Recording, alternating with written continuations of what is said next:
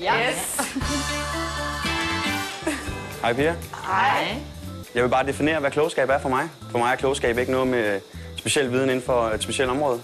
For mig er klogskab noget, der er baseret på, at man kan gå godt igennem livet. Dagen han er nok klogere end gennemsnittet. Og han har meget mellem ørerne. At man kan komme igennem livet ved at svare ærligt og klogt.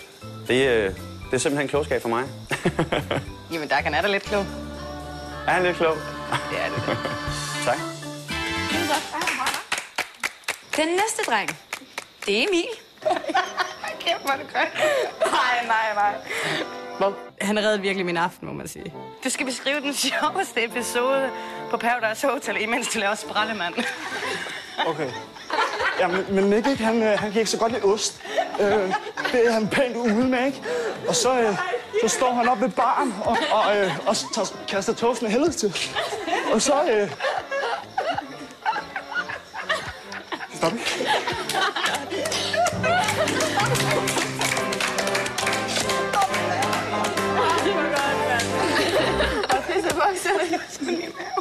Den næste dreng, det er Kasper. Goddag, piger. Hej, Kasper. Ser I godt ud? Lige måde. Vi knapper op, og så kommer sådan her. Hold da kæft. Oj. Are you serious? Jeg vil også sige nogle søde ting til i hvert fald en person herinde. Det var så godt, Kasper smider tøj igen. Jeg kunne godt tænke mig at få en frivillig til at lige at sprøjte mig lidt ind i solcreme. Skal jeg gøre det? Og vupti. Jeg har faktisk ingen idé om, hvorfor Kasper smider tøjet. Så samtidig så synes jeg, at Lis, hun skal vide, at hun er en af de sødeste piger, jeg nogensinde har mødt. Helt ærligt. Og jeg er rigtig glad for at stå sammen med Lis. Nå. Og hvis du har det på samme måde, så vil du give mig et lille kys. Nå, sødt. Helt forlegnet, sådan helt... Nu der er det blevet tid til, at vi skal se Nicks følsomme side. Frække Hej Pia. Godt at se jer. Lige måde. Og Sille Maria, vil du lige komme med op til mig?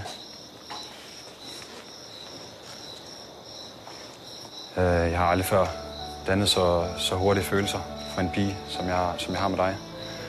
Jeg ved godt, at jeg indimellem kan virke som om jeg er en drengerøv, men jeg synes, at en person som dig fortjener at få den sande Nick, og det håber jeg på et tidspunkt, jeg får lov til at vise dig. Jeg har faktisk tænkt mig at symbolisere mine følelser for dig med et armbånd. Det har regnbuens farver, og jeg synes, at du er lige så farverig smuk som regnbuen.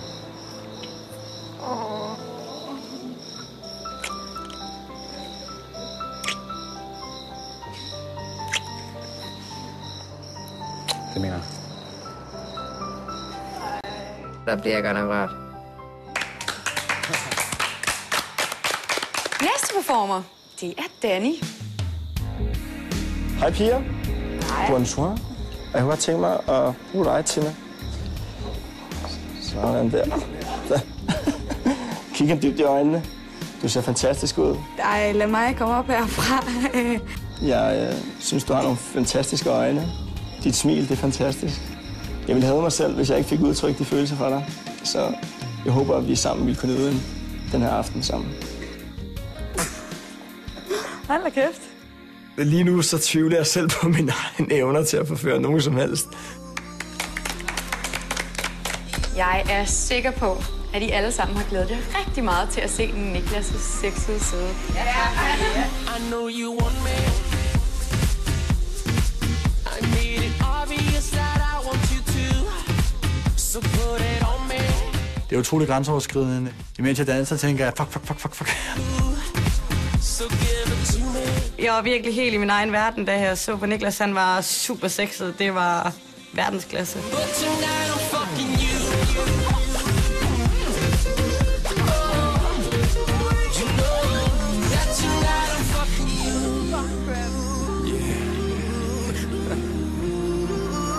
Jeg tror, alle pigerne gerne vil have en nat med Niklas i aften. Sexy!